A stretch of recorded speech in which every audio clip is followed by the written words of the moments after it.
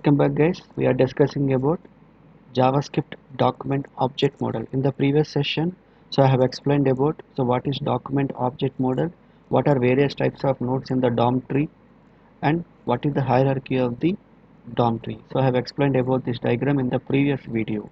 Okay, in this tutorial I am going to concentrate on two important functions, document.getElement by id and document.getElement by name. Okay, these two functions are used to set or retrieve the values of HTML form elements.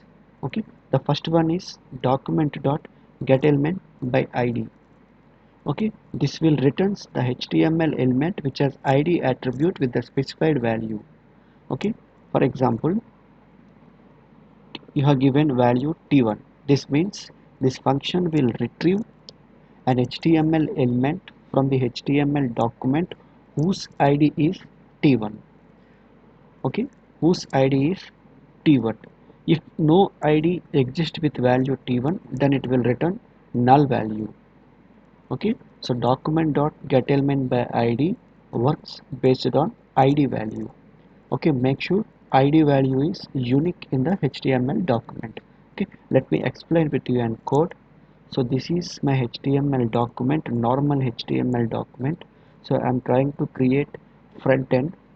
So the purpose is addition of two numbers. So for this purpose I'm creating three text boxes.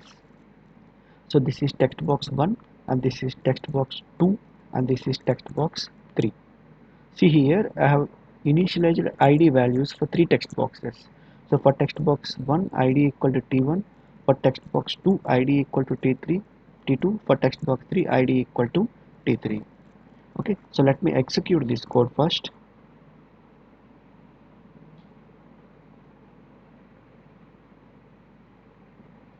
Okay, see here. So this is my front end. This is my front end. So 3, for example 5. If user clicks on add, then the output must be 8, that is addition of 3 and 5. Okay, this text box id is t1, this text box id is t2 and this text box id is t3. Okay, so to implement this logic, so first of all I have to retrieve the values from first two text boxes, that means text box with id t1 and text box with id t2. So first of all let me retrieve the value from text box t1. Okay, so let me add a code here. So I'm writing some JavaScript code. So script, so I'm implementing event handling mechanism. See here there is a function called add. So let me write add function here.